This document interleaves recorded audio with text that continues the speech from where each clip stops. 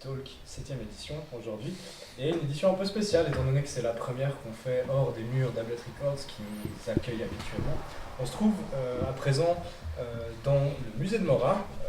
Merci d'ailleurs à notre hôte et invité ce soir, Denis. C'est rare de pouvoir dire un hôte et un invité en même temps, donc je profite de l'occasion. Qui nous accueille ici justement au musée de Mora, où État des choses a d'ailleurs une exposition qui est en cours, qui vient d'être vernie mardi passé.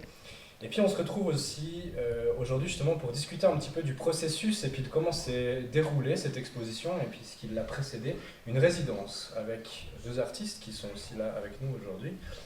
Tout d'abord Mine et Bouillard qui est là, alias Gunflam. Je vais vous laisser un petit peu vous présenter directement, nous parler un petit peu de votre art, qui vous êtes, qu'est-ce que vous faites un petit peu pour commencer un petit peu cette émission. Gunflam, si tu veux bien commencer. Volontiers. Alors du coup, je m'appelle Gunflam, je fais partie du label Progressif, qui inclut également Juice, un rappeur super chaud, big up à lui. Comment vous expliquer mon art? Je pense que je fais de l'expressionnisme abstrait. Du coup, ça sera beaucoup de ressentis en fait que j'essaie de retranscrire. Donc pas avec des formes forcément très précises, mais je vous laisse essayer de découvrir mon travail. Qu'on peut d'ailleurs apprécier derrière. Effectivement, on se trouve actuellement on a profité justement de la grandeur de la toile qui se trouve là pour un peu servir de décor. Merci pour la décoration. Avec plaisir. Avec plaisir. Super. Mine, tu veux aussi nous parler un petit peu de ce que tu fais? Ouais, alors moi c'est Mine, mon nom d'artiste c'est Mine Reculiao, c'est un jeu de mots chilien et puis chinois vu que c'est mes origines. Au niveau de l'art, je fais pas mal des peintures, je fais pas mal des tatouages, de la musique. Quand je fais de la musique, j'écris et puis je mixe principalement. Et puis il y a plein d'autres petites choses que je fais. Je sais pas mal aussi faire des trucs digitales vu que j'ai fait une formation d'interactive media design que j'ai moyennement apprécié, donc pourquoi j'ai fait pas ça comme boulot et puis j'ai essayé de vivre en tant qu'artiste. D'accord. Super. Merci beaucoup pour les introductions. Denis, tu veux aussi un peu plus te présenter un peu en détail ce que tu fais ici au musée en général? Alors succinctement, moi finalement je suis directeur du musée de Mora, mais comme c'est une institution qui a une petite échelle, je fais un peu tout dans la maison et puis je suis aussi commissaire d'exposition et c'est dans ce cadre-là que j'ai eu le plaisir d'accueillir cette exposition au-delà du souvenir en collaboration avec l'état des choses, avec cette résidence des artistes et puis finalement on verra que cette collaboration est un peu extraordinaire pour nous et puis qui nous a appelé à renouveler un peu nos procédures. Ouais. Est-ce que tu veux nous parler un petit peu de l'idée de base, de pourquoi est-ce que tu avais envie de faire cette résidence et puis d'où ça a germé un petit peu? Ouais. Alors déjà je dois dire que c'est un peu grâce à toi, enfin finalement c'est cette rencontre qu'on a eue fortuitement finalement à l'Office du tourisme de Mora où on s'est rencontrés. Moi, je connaissais ton travail par avant, l'état des choses, je connaissais la revue, le magazine, etc., qui m'intéressait beaucoup. Et de fil en aiguille, avec les discussions, on s'est dit qu'on avait envie de collaborer. Et puis, ça s'est concrétisé à la fin de l'année précédente, au début de cette année, avec ce projet de résidence qui, pour le musée de Mora, est une première. Et puis, est-ce que tu peux nous dire aussi un petit peu qu'est-ce que ça voulait dire justement d'accueillir une résidence ici? Qu'est-ce que tu t'es dit? Il faudrait qu'on pense peut-être d'abord à ça, un peu les premières réflexions, les premières choses où tu t'es dit, oula, ça va être pas simple. Alors, accueillir une résidence, comme j'ai dit, c'est une première pour le musée de Mora. Je pense que les résidences, on l'a vu pendant la période de la pandémie, nombre d'institutions muséales ont accueilli des résidences, etc. Mais il y a des institutions qui sont peut-être plus équipées, mieux dotées, plus expérimentées dans ce genre de dispositif. Nous, c'était véritablement une première. Et puis, comme j'ai dit, vu qu'on a une petite équipe, il a fallu tout de suite un peu réfléchir aux questions très pratiques. Pour moi, c'était ça, avant tout. Ouais. Quand on a commencé à concrétiser le projet, c'était de dire, déjà, rencontrer les artistes, instaurer pour moi un climat, une relation de confiance, parce que c'est très important quand finalement on confie presque les clés du camion, mais on dit c'est les clés de la maison. Mine, tu as les clés de la maison, il faut qu'on puisse se faire confiance. Donc c'est une première rencontre, on échange, et assez vite on présente le lieu. Parce que le musée de Mora, c'est pas un white cube, c'est pas une usine, c'est pas un lieu où on peut percer partout, c'est un monument historique, protégé, qui a des horaires d'ouverture qui sont limités, un staff qui est aussi très limité, on est à un peu plus de 2 EPT, hein, mais je veux dire emploi à plein temps, équivalent plein temps, mais ça veut dire que c'est très peu à cette échelle. Donc il faut vraiment envisager toutes ces choses, ces détails techniques, présenter le lieu, dire ah là vous pouvez percer, là vous pouvez pas, tel mur est protégé ou pas. Donc s'apprivoiser les uns les autres. Et ensuite pour moi ce qui était aussi important et puis je pense que dans toute résidence c'est vraiment un défi, un enjeu capital, c'est clarifier les rôles, les missions de chacun. Finalement de se dire quelle est la limite. Parce que, et puis là peut-être que j'avance un peu dans la discussion, mais pour moi c'était une expérience inédite. Et c'est vrai que d'habitude, un commissaire d'expo, il décide de tout.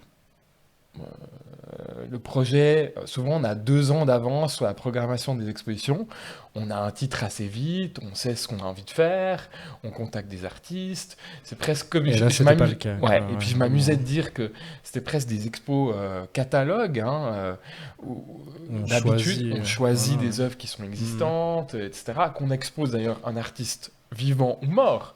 On va le voir en atelier, on dit ça me plaît, ça peut passer avec telle autre peinture. Ou je pourrais associer Gunflam et Mine dans telle salle, comme ça match. On visualise, on projette, on planifie beaucoup de choses. Et là, ce n'était pas du tout le cas. Il a fallu vraiment repenser la chose depuis le début, quoi. Ouais, c'est clair. Ben, ça donne déjà un bon aperçu des enjeux un petit peu de tout ça et puis de qu'est-ce qui s'est créé à travers ça. Maintenant, j'aimerais bien avoir votre point de vue aussi à vous deux, savoir un petit peu comment est-ce que vous l'avez vécu.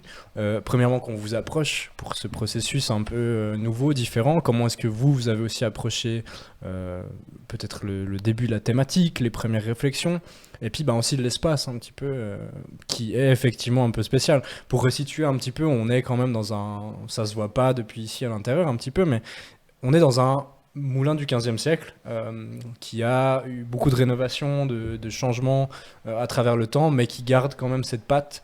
Il y a des murs en pierre, il y a des murs en bois, il y a des murs qui tiennent, des murs qui tiennent pas, et puis les espaces sont répartis sur 5 étages qui sont un peu construits en labyrinthe, on va le dire comme ça, hein.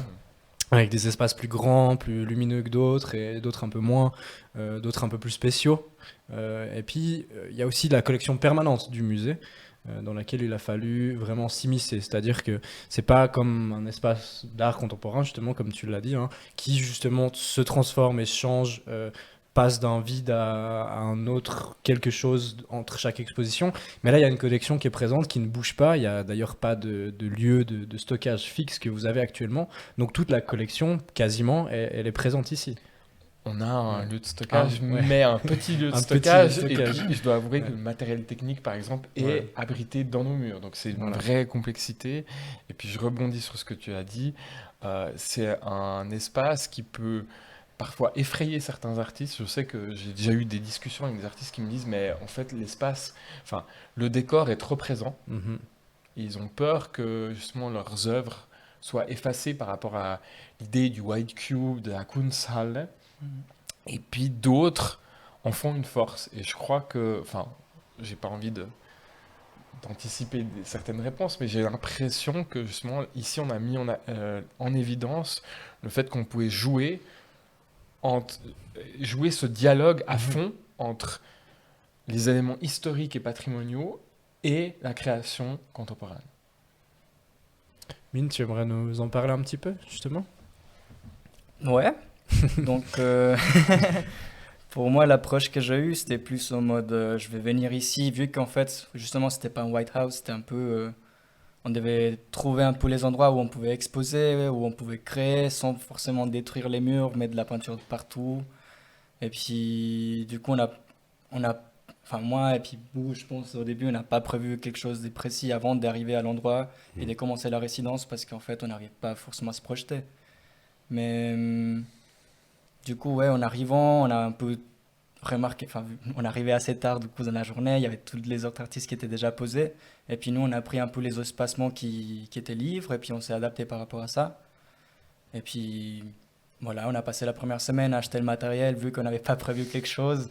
Puis on a un peu traîné, mais en même temps, c'était bien parce que du coup, on passait du temps à se projeter, à s'imaginer en fait qu'est-ce qu'on peut faire, les formats, avec l'argent qu'on a, qu'est-ce qu'on peut se permettre déjà d'acheter. Et puis après, par la suite, bah, on a juste créé quoi. Ouais, je rejoins Mine là-dessus, parce qu'en fait, je pense qu'on a tous les deux un peu une manière de créer qui se rejoint, qui se ressemble. Où en fait, en tout cas, personnellement, normalement, quand je crée des toiles ou que je crée des œuvres, je réfléchis pas forcément à ce qui va se faire avant que le processus soit lancé.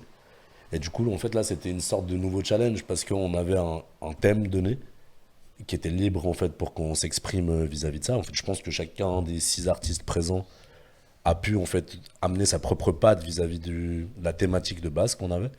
Et ça se ressent, je pense, dans toutes les œuvres qui sont présentées pendant l'exposition. Mais c'est vrai qu'en fait, tout ce calcul de projection, de budget qu'on a à disposition, de qu'est-ce qu'en fait on va pouvoir faire avec ce qu'on nous donne, avec les espaces qu'on a, et aussi le processus de création. Pour ma part, je mets de la peinture partout, normalement quand je crée. Et là, j'ai dû vraiment protéger la salle, vu qu'en fait j'ai vraiment créé dans la salle où mes œuvres se trouvent actuellement. Mais je pouvais pas en foutre partout. Enfin, comme on l'a déjà expliqué, il y a des espaces qui sont protégés, il y a des murs qu'on peut pas toucher, qu'on peut. Enfin, du coup, en fait, ça a amené une sorte de challenge, mais je pense que c'est une bonne chose. En tout cas, pour ma part, c'est une sorte de step en fait en avant où je me dis, ok, en fait, même dans ce cadre-là, avec une thématique déjà posée, j'arrive quand même à exprimer des choses qui me sont propres, mais en restant quand même cohérent vis-à-vis de tout ce qui se passe autour. Bien sûr. Et c'est clair qu'en fait, le premier jour, on est arrivé avec Mine et qu'on a vu le musée, en fait, on savait pas trop à quoi s'attendre. On connaissait pas forcément le lieu avant, pour être honnête.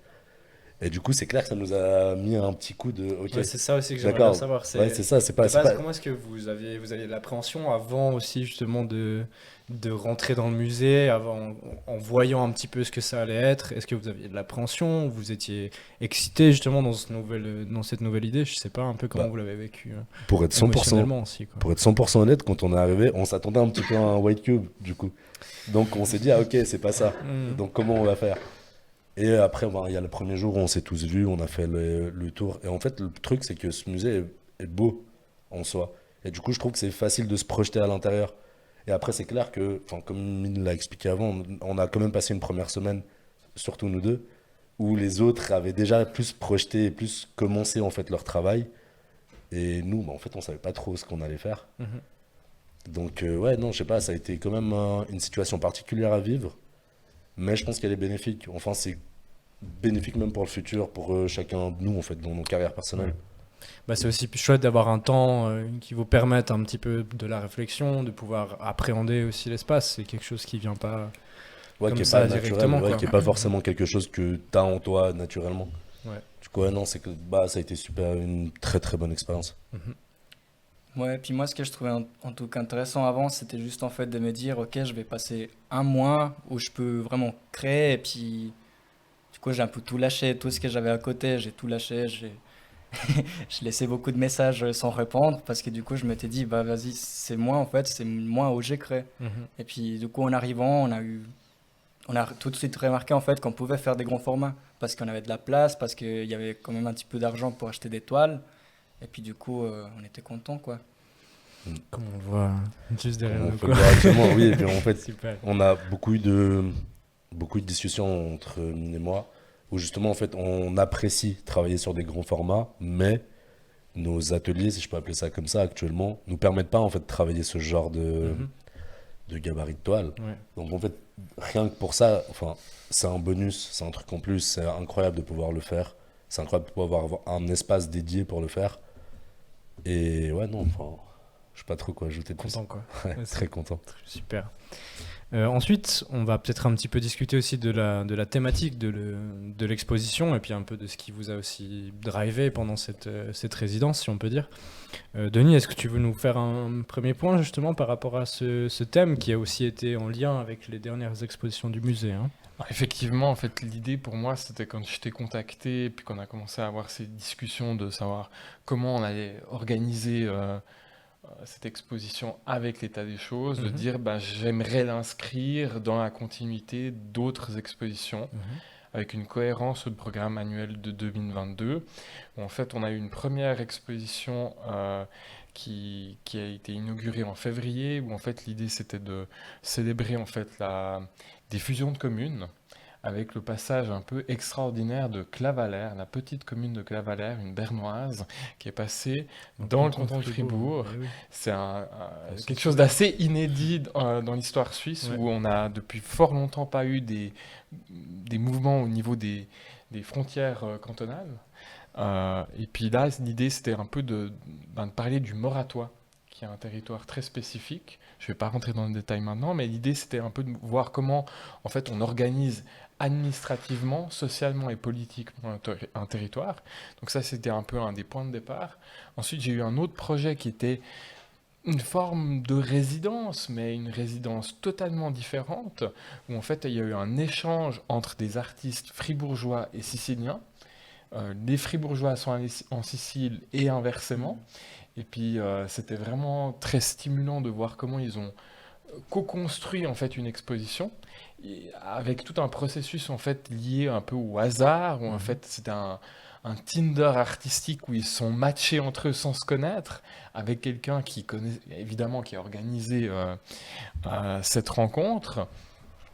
Puis j'ai eu une exposition avec Thomas Wüthrich, en fait un photographe qui est né à Chêtres et qui a photographié en fait le Zélande, une terre qui lui est très chère parce qu'il a non seulement vécu là-dessus, il y est né, mais il l'a aussi cultivé avec ses parents qui étaient paysans agriculteurs.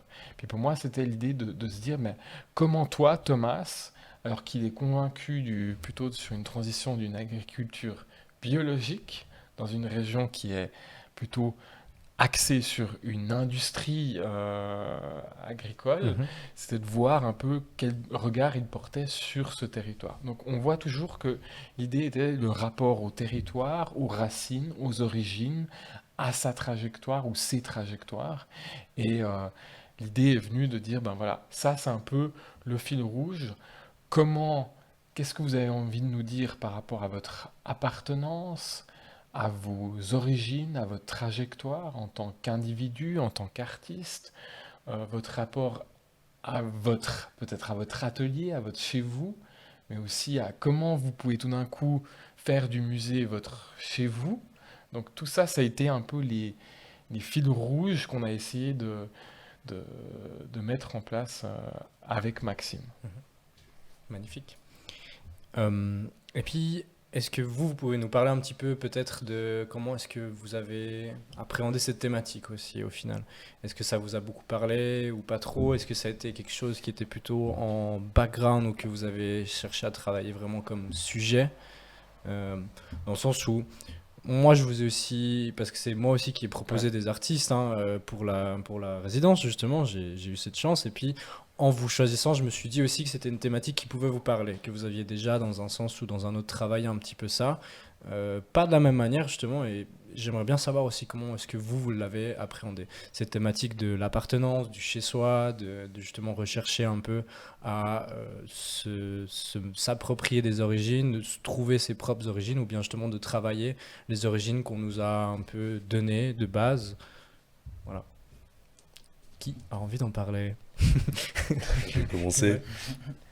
Bah, pour le coup, en fait, je pense que c'est une thématique qui peut parler à tout le monde de base, parce que chacun a sa propre notion du chez-soi ou de ses origines. Enfin, tout le monde, ça concerne vraiment tout le monde.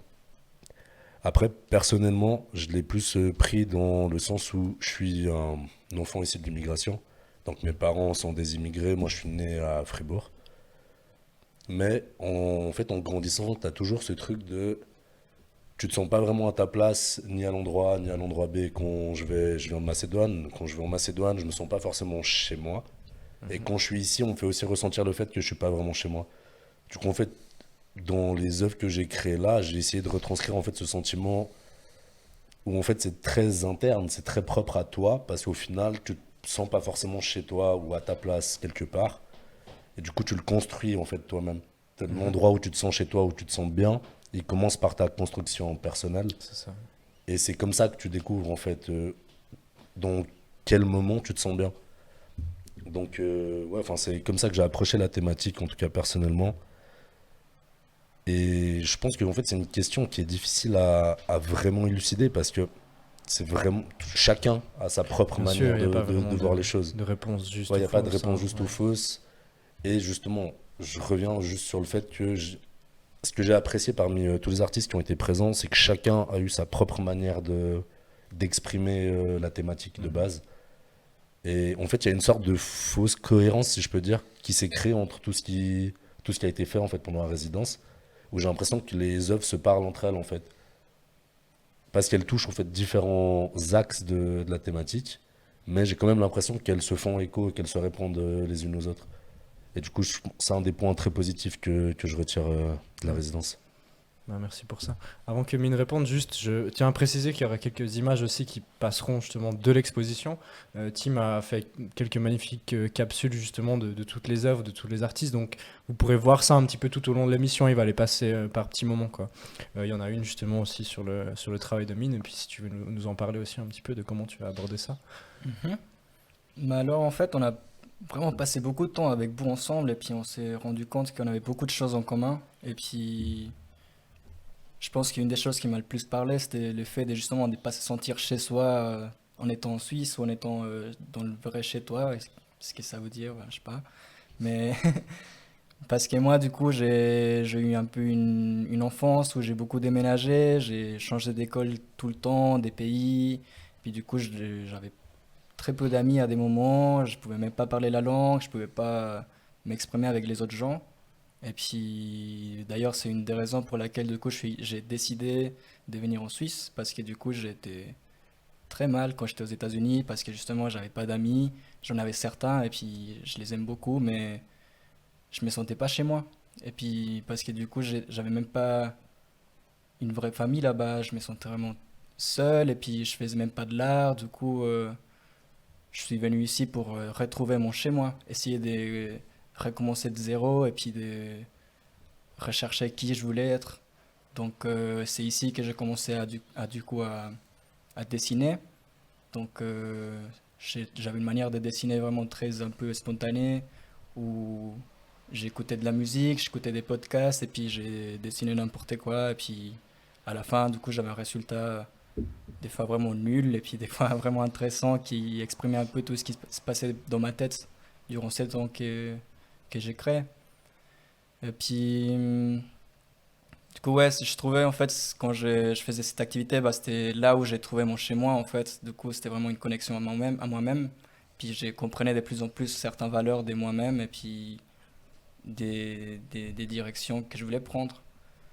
Euh, Puis voilà, du coup, là, j'ai passé un petit moment où j'ai vu ma vie, j'ai appris à parler français, du coup, j'ai plus d'amis, je fais la fête, je fais des études, et puis là, je viens de finir mes études, donc je me retrouve face à la vraie vie.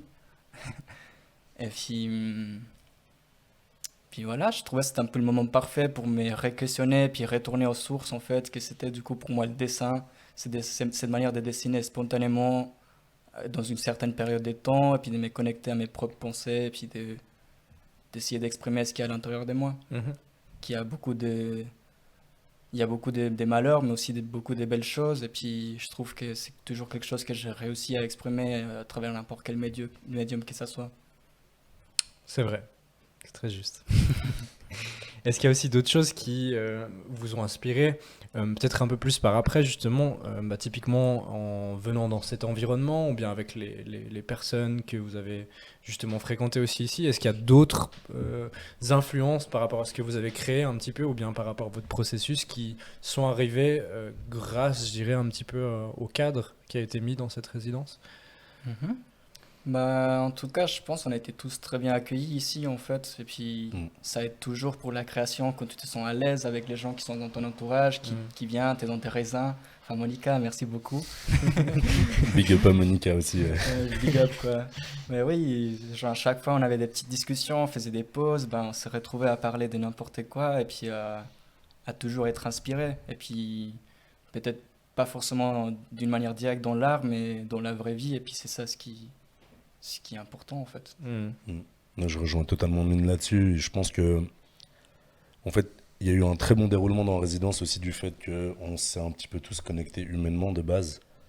Et du coup, en fait, tu trouves l'inspiration dans le travail des autres aussi, mais pas directement. Enfin, on va pas s'inspirer directement de ce que quelqu'un fait, mais toutes ces discussions, tous ces partages, tous ces moments qu'on va passer ensemble, c'est clair que ça donne un plus, en fait. Et on a beaucoup échangé au fait sur les thématiques. Enfin, j'ai surtout beaucoup échangé avec Mine, mais avec tous les autres artistes également. Et en fait, cet échange nous a aussi permis de nous projeter plus facilement. Enfin, on arrivait plus aussi à saisir le fond de notre idée en discutant justement C'est avec sûr les que autres. Et ça puis, aide aussi de ouais, c'est ça, sortir les idées, quoi. c'est ça. Et puis c'est en fait le fait de l'exprimer, d'entendre l'avis de quelqu'un d'autre que tu connais pas avant. Enfin, personnellement, je connaissais Mine un peu avant, mais tous les autres artistes, je les connaissais pas du tout. On s'était jamais rencontrés, on s'était jamais vus. Denis, je l'avais jamais rencontré non plus. Mhm. Et du coup, en fait, toutes ces nouvelles personnes, ça a créé une sorte de bulle en fait pendant ces 3 semaines où on était tous hyper imprégnés de tout ce qui se passait tout autour. Donc ouais, ça a été super bénéfique. Et ces connexions humaines qu'on a pu avoir nous ont permis aussi, je pense, de sortir des œuvres qui sont qualitatives. Je pense qu'un truc que je peux ajouter, c'était aussi, enfin pour moi personnellement au niveau de la technique, ça m'a apporté beaucoup de choses parce que des fois quand je faisais des pauses, bah du coup je me baladais, je voyais les autres artistes peindre ou faire des sculptures, faire des trucs et puis ça te montre, ah ouais en fait c'est comme ça que tu peins, dans un autre style. Mhm. Enfin, en tout cas, genre, je pense qu'à un moment je me suis baladé, j'ai vu Aladdin qui est en train de peindre avec Thomas et puis du coup, ça m'a donné des indices parce que du coup, moi, je sais pas peindre, j'ai pas une technique un peu concrète. Donc, toujours de regarder des autres artistes peindre, ça te donne des indices sur des choses que tu peux tester par après. Surtout Boo aussi, des fois, je les voyais, je passais, il était là avec sa toile en train de foutre de la peinture partout, en train de gratter. J'étais genre, ok, cool. Belle technique, en Faut tout pas cas. tout dire. Faut pas trop dire, désolé, pardon. C'est sûr. Non, non, il grattait pas la peinture. Jamais. Et Denis, tu voulais ajouter quelque chose par rapport à ça ou bien? Oui, je voulais rebondir parce qu'effectivement, je dois quand même dire par rapport à mon ressenti que c'était une expérience qui a été vraiment passionnante et déroutante tout à la fois. Enfin, comme on l'a dit déjà, ça a bousculé des codes, mais je trouvais que c'était passionnant. Moi, j'ai intensément vécu et perçu. C'était vraiment quelque chose, une formidable rencontre avec tous ces artistes. Je tiens à les remercier d'ailleurs. Enfin, je profite de l'occasion Bah pour oui. aussi pour les belles personnes qu'elles sont, parce que il arrive des fois que dans certaines expositions, les relations sont un peu plus complexes aussi avec toute l'équipe. Enfin, C'est sûr, quoi. et puis là, vraiment, je dois saluer. Enfin, tout le monde m'a dit, ah, mais ils sont tellement cool, ils sont tellement gentils, ils s'arrêtent, on discute. Enfin, j'ai trouvé qu'il y avait vraiment une ambiance très bienveillante. Et puis ce climat-là a permis, je pense, un peu, c'est un facteur de réussite de cette résidence. C'est sûr. Oui, bien sûr. Ensuite, je rebondis sur deux choses que je trouve intéressantes. Enfin, Mine, tu dis, ben voilà, c'est vraiment un côté introspectif, tu vas au plus profond de toi dans le cadre de ce travail, toi aussi, hein, un bout finalement. Et puis en même temps, je trouve qu'une des caractéristiques de cette résidence, ça la singularise pas, hein, parce qu'on n'est pas les premiers à faire une résidence collaborative, mais le fait de ne pas dire c'est une résidence d'un artiste finalement un peu solitaire ou isolé qui a un lieu pour créer, Voilà. le fait de réunir un collectif qui s'entend bien, qui échangent, où il y a un espace de dialogue, où finalement il y a ces interactions, finalement c'est extrêmement bénéfique. Je pense que même si vous avez chacun réussi à produire votre projet personnel, je pense que les échanges et puis tous ces moments de dialogue ont été vraiment intéressants. Et puis il y a vraiment une réflexion aussi collective par rapport à passablement d'aspects, hein. Je veux dire, le titre, le visuel, certains aspects d'événementiel ont été définis ensemble. Et ça, je trouve que c'est au niveau des process, au niveau des expositions, quand on a un commissaire qui décide on va faire à telle date, on va faire comme ça sera ça le titre. Là, je trouve qu'il y a eu plusieurs fois, enfin, on s'est vu à chaque fin de semaine, on a eu un moment d'échange particulier, on a pu discuter ensemble, et puis ça, je trouve que c'est quelque chose de très bénéfique, et puis qui me nourrit aussi dans mon approche de comment organiser une exposition collective. C'est sûr. Ouais. Je vous propose de prendre un petit peu de recul, on reviendra vers vous un tout petit peu après, mais du coup je reste avec toi Denis, pour un peu justement voilà, voir ces résidences, d'où ça vient, quel est le principe, quelle est l'importance aussi de tel processus, parce que là on le voit, ça a été génial, ça a apporté beaucoup de choses, autant artistiquement pour le musée que pour les artistes, autant au niveau de l'institution, au niveau du processus aussi de création en in situ, on peut dire, et ça paraît justement une belle solution. Mais d'où ça vient ces résidences? On a vu aussi justement qu'il y en a plein qui ont émergé avec le Covid, c'était un peu la bonne occasion aussi de mettre des gens tout seuls dans des endroits tout seuls. Mais voilà, fais-nous un petit contexte, Denis, toi qui es historien, on va profiter aussi de ton savoir. Merci Maxime. Il y a beaucoup de questions là-dedans. Alors peut-être déjà sur l'approche un peu diachronique, un peu le côté historien. Voilà, je mets la casquette de historien. Alors j'ai pas envie de faire un cours d'histoire, et puis je prétends pas du tout à faire quelque chose d'exhaustif, mais je pense que si on se concentre sur l'histoire de l'art, hein, donc art visuel, peinture, sculpture aussi, art plastique, et puis art graphique, art appliqué, il y a des sortes de proto-résidences finalement. Qu'est-ce qu'une proto-résidence, Denis? Alors, ça, c'est un terme que je viens, concept que je viens d'inventer, qui est pas On du tout. invente des concepts, c'est ça. Ouais. Super. J'ai pas l'impression qu'il soit, qu'il ait déjà été défini comme ça dans la littérature académique, mais pour moi, c'est plutôt de dire, ben voilà. Et Dieu sait que je déteste cette expression, mais de tout temps, l'homme en fait a une certaine mobilité. Et puis dans le domaine de l'art, on voit qu'il y a une mobilité des individus, mais aussi des modèles, des savoir-faire. Les gens bougent, et puis ils viennent avec leur bagage, et puis ils s'inspirent d'autres choses, et puis finalement, on n'a pas inventé aujourd'hui la mondialisation, elle avait déjà lieu avant, mais à une autre échelle et avec d'autres moyens. Et puis, je vais mentionner peut-être 2 exemples simples et très généraux pour vous montrer comment on pouvait peut-être avoir des sortes de proto-résidences. Donc, ce n'est pas des résidences en soi, mais des choses qui s'approchent un peu de ça. Par exemple, il y a des chantiers, des grands chantiers. Si vous avez, par exemple, je sais pas, une grande cathédrale qui est en train de se construire, un château, une maison de maître, en fait, on se rend compte que dans les milieux aristocratiques, dans le Moyen-Âge, dans les cours des princes, des rois, dans l'ancien régime, là où il y a les aristocrates, les nobles, en fait, ces grands chantiers attirent des artistes, des artisans et parfois des ateliers qui passent d'un chantier à l'autre parce qu'ils ont des compétences très spécifiques. Par exemple, si on prend l'exemple de la Suisse, on sait que les peintres italiens ou tessinois qui étaient spécialisés dans les décors peints, dans les fresques ou dans les stucs, passaient d'un château à l'autre, littéralement, pour venir faire des décors. Et plus le décor était, entre guillemets, sophistiqué, de qualité, plus on était d'accord de faire venir les artisans de loin. Et finalement, ces artisans et ces artistes, ils gravitaient autour du lieu. Il y avait une sorte de mini-résidence, mais qui était liée là à une circonstance de commande. Ensuite, le deuxième exemple que j'aimerais citer ici, c'est les grands tours, par exemple, ou plus largement, les séjours, les voyages d'études, de formation. Vous savez sans doute qu'il y avait des artistes, des peintres, des dessinateurs, des architectes qui sillonnaient l'Europe C'était vraiment leur façon de faire un Erasmus des études. Des fois, ils partaient d'Angleterre et puis ils allaient jusqu'en Italie.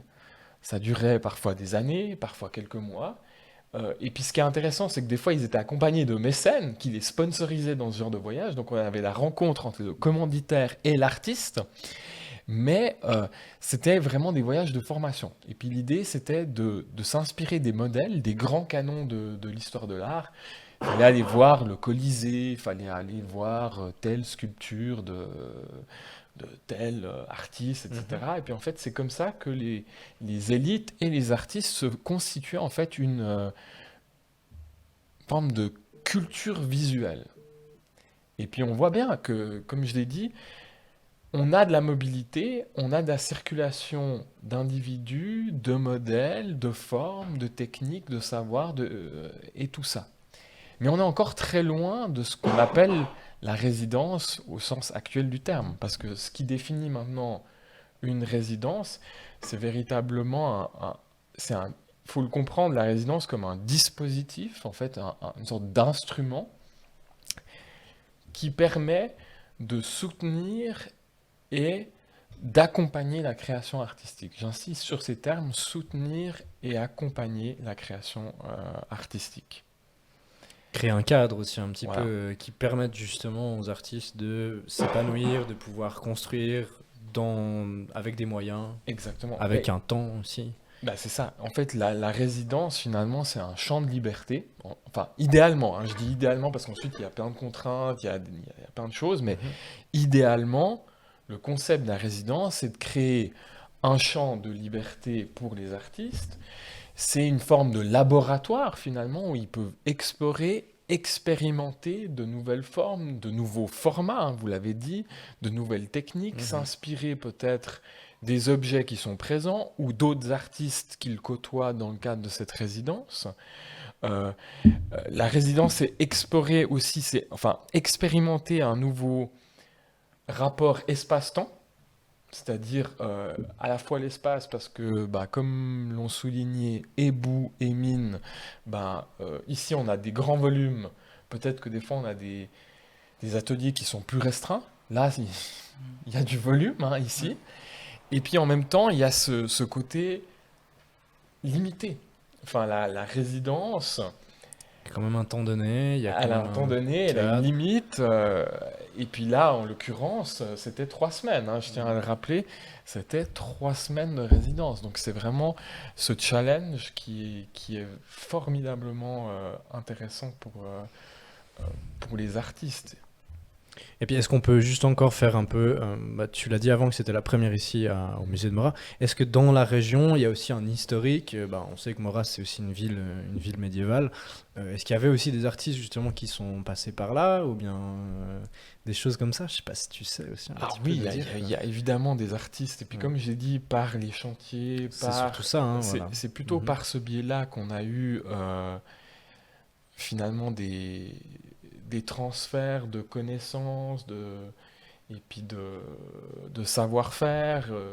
Il faut s'imaginer qu'à Morat, on avait plutôt des familles qui étaient connectées à la fois avec le patriciat fribourgeois et bernois, qui eux-mêmes regardaient beaucoup sur la France et l'Italie. Donc en fait, on a des œuvres d'artistes qui viennent d'ailleurs. Parce que comme j'ai dit, en fait, c'est un concept qui a été défini par Daniel Roche, un historien à qui je vous recommande vraiment de lire les écrits de Daniel Roche, qui disait que plus en fait l'objet a une valeur, disons, économique ou symbolique, plus on est prêt à le faire venir de loin. Ouais. Et puis il a établi ce constat à partir de sources documentaires où il a pu constater que voilà, si vous aménagez un château, pour les objets du quotidien, la chambre de la domestique ou des éléments basiques, vous allez vraiment chercher une solution locale. Ensuite, l'objet, disons, de semi-apparat vient plutôt à l'échelle un peu nationale ou régionale, et plus on a envie d'avoir un peu le côté prestige apparat qui définit en fait le statut des gens à cette époque-là, hein, plus on était prêt à le faire venir de loin. Donc c'est pour ça qu'à Morat même, on trouve des tableaux de peintres français, italiens et autres. Donc Et puis, Et qu'on a cette tradition du voyage quand même du artistique. voyage un et petit puis peu. des échanges finalement aussi, Ouais, de ouais. la connexion. Cette idée d'îlot ou je sais pas quoi, euh, comme j'ai dit, de tout temps, en fait, les territoires ont été connectés, mais c'était plutôt réservé quand même aux élites, ça il faut le Ouais, dire. bah ça, c'est sûr. Et puis justement, bah, la résidence, on est sur quelque chose Mhm. de complètement différent. Pour moi, la résidence, par exemple, c'est un dispositif qui, idéalement, pourrait être très populaire. Il est inclusif. Mhm.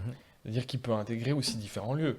Parce qu'ici, on est dans une institution, entre guillemets, traditionnelle ou labellisée, mais une résidence peut avoir lieu dans un bâtiment en voie de destruction, dans un squat, dans des lieux intermédiaires, comme on les Mhm. qualifie.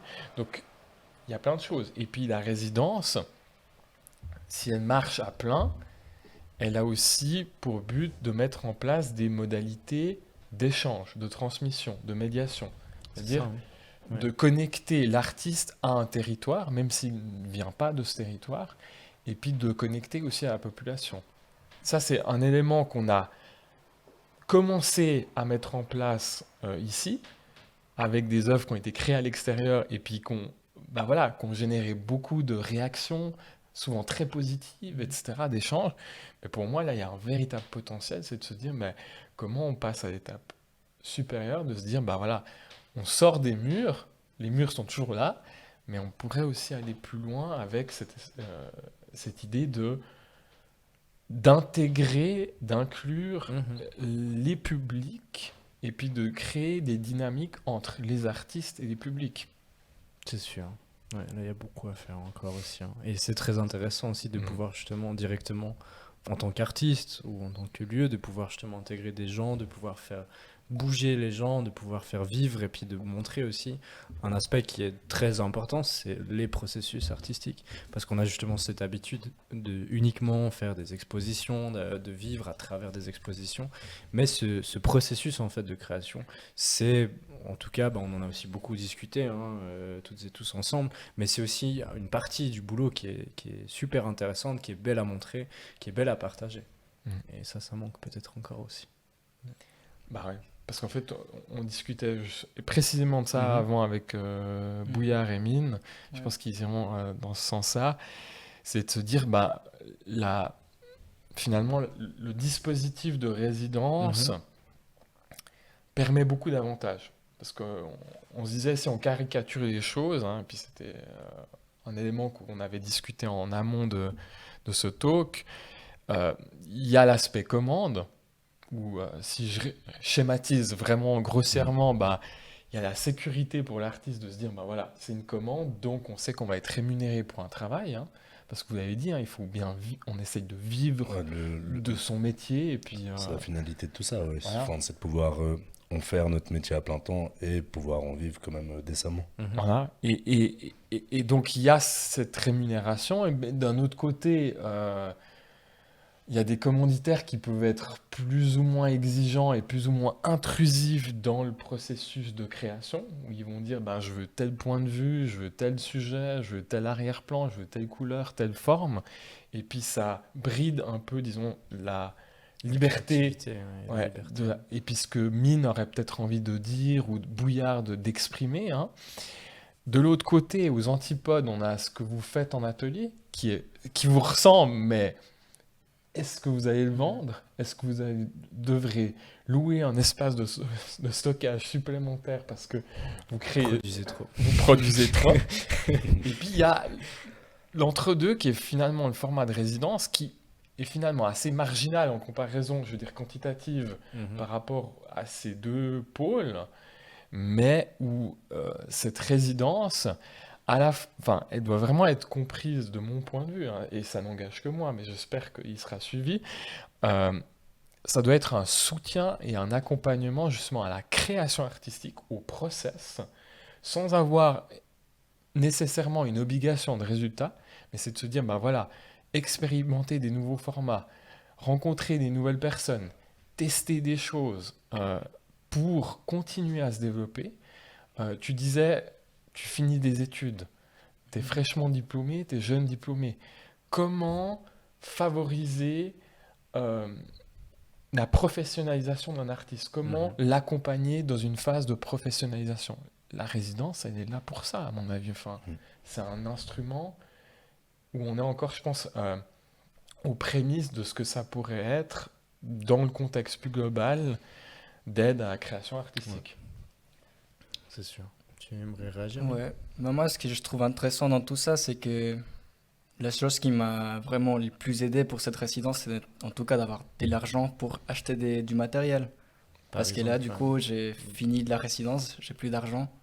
Parce que tout l'argent que je vais recevoir, bah, je vais payer mon loyer, je vais payer les loyers de certains locaux que j'ai. Et puis, je peux pas me permettre de du coup acheter plus d'étoiles ou des autres trucs. Et puis là, on part des peintures, mais pour la musique, c'est encore plus compliqué parce que du coup, pour trouver des endroits où faire de la musique, c'est très dur, en Fribourg en tout cas. Et puis, faut aussi les moyens, faut aussi les endroits. Bah, puis voilà, mais en fait, il y a un truc qui est cool, c'est que du coup, il y a certains endroits, mais où on peut se retrouver avec plusieurs artistes et puis faire des sortes de résidences, mais pas officielles, mais on se retrouve juste là et puis on fait des choses ensemble, on lance des projets ensemble. Mais la différence, c'est que du coup, en fait, on doit, nous, tant qu'artistes, travailler à côté, avoir un autre travail, un autre métier, bah, pour payer les projets qu'on a. Et puis du coup, forcément de budget, quoi. Ouais, C'est ça. du coup, genre, moi personnellement, je mets tout l'argent que je reçois dans mes projets. Je m'achète plus de vêtements, je m'achète plus rien. Des fois, je mange même pas parce que j'ai priori en fait. Je mets de la priori dans mes projets artistiques, puis dans la culture, et puis des trucs comme ça. Puis ce qui est triste, bah, c'est que très souvent, bah, on est un peu mal perçu par la société, bah, parce qu'on fait des trucs un peu hors du commun, et puis parce qu'on a des vêtements un peu différents, et puis voilà, je sais pas. Non, mais ce que tu dis aussi par rapport à la musique aussi en résidence, je vais juste rebondir là-dessus. C'est aussi vrai, hein, parce que typiquement, même dans le cadre de résidence, typiquement les résidences qui sont même proposées par l'État, la ville, enfin les villes et autres, il y a aussi souvent des clauses qui ne permettent typiquement pas de faire de la musique, donc de s'entraîner à faire de la musique ou de produire de la musique ou peu importe. Donc c'est aussi des fois un frein à un type d'art qui est quand même assez costaud, ce qui est un peu dommage aussi, quoi. On part du principe que les artistes qui font de la musique ont de toute façon de quoi se payer un local et puis de se démerder avec ça. Puis ils n'ont pas non plus besoin de cette aide, de ce soutien, et c'est aussi des fois un peu dommage, quoi, si on peut parler de ça spécifiquement. Je rebondis juste là-dessus, enfin, on reste sur la musique. C'est vrai que c'est dommage, enfin je rebondis sur ce que tu as dit qui est très juste, c'est qu'au final, c'est quand même la forme d'art la plus facile d'accès aux gens. C'est la forme d'art où tu peux plus facilement en fait y avoir accès. Aller voir des tableaux, tu peux pas forcément te payer un tableau, tu peux pas forcément une sculpture ou autre. Par contre, avoir accès à de la musique, à l'heure à laquelle on vit, c'est hyper simple. Tu sors une plateforme ou peu importe quoi et tu as accès à de la musique. Donc c'est vrai que c'est dommage en fait que cette forme d'art qui est quand même selon moi, quand même la plus répandue, soit aussi compliqué en fait enfin, c'est dommage que ce soit aussi compliqué d'obtenir. Ouais, c'est ça, t'as un statut hyper particulier et c'est hyper compliqué d'aller chercher de l'aide en fait quand tu fais ça. Ouais. On dirait, enfin, c'est une sorte de sous-art et je le pense pas du tout, mais c'est c'est la réflexion que j'ai. Comme ça, quoi. Ouais, c'est comme ça que, en tout cas, j'ai l'impression que c'est perçu et je trouve ça super dommage. Parce qu'au final, c'est hyper difficile de vivre de la musique. Je pense que pour tous les artistes, c'est compliqué de se professionnaliser là-dedans et d'être réellement, enfin que ça devienne réellement ton métier à temps plein. Mais au niveau de la musique, c'est hyper compliqué. Enfin, t'es en fait quasiment obligé d'avoir une aide financière qui te vient de quelque part, ou sinon tu sors de l'argent de ta poche. Comme pour nous actuellement, enfin, je rejoins aussi beaucoup Mine sur le fait de créer. Je crée normalement constamment, mais le problème c'est qu'il me faut des fonds pour le faire. Du coup, je suis obligé d'avoir un métier à côté, ce qui me dérange pas en soi. Mais je trouve que c'est quand même dommage qu'on stigmatise un petit peu l'art et qu'on puisse pas permettre en fait à des gens de simplement en faire réellement leur métier de base.